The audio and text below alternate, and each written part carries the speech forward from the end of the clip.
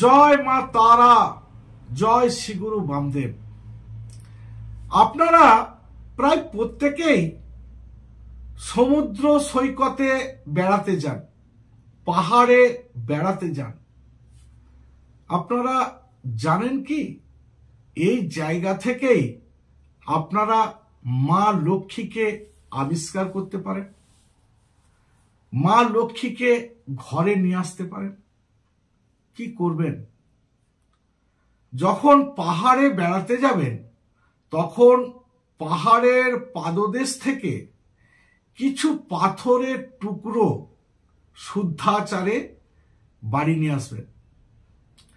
যখন সমুদ্র সৈকতে বেড়াতে যাবেন, সমুদ্রের কিছু ফেনা শুদ্ধাচারে বাড়িতে নিয়ে আসুন।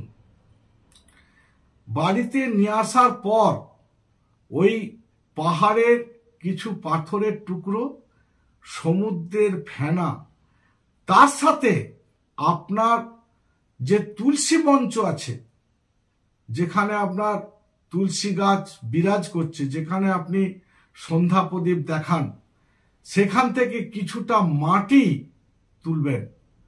তুলে ওই তিনটি জিনিসকে একত্রিত করবেন, করে একটি সাদা কাপড়ে মুড়ে একটা পুটলি করবেন, করে সেই পুটলিটিকে ধূপ দেখাবেন।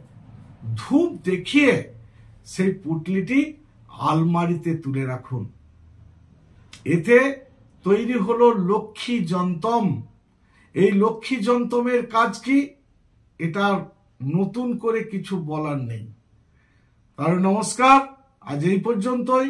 আমার ভিডিওটা যদি ভালো লেগে থাকে তাহলে লাইক করুন, শেয়ার করুন, কমেন্ট করুন।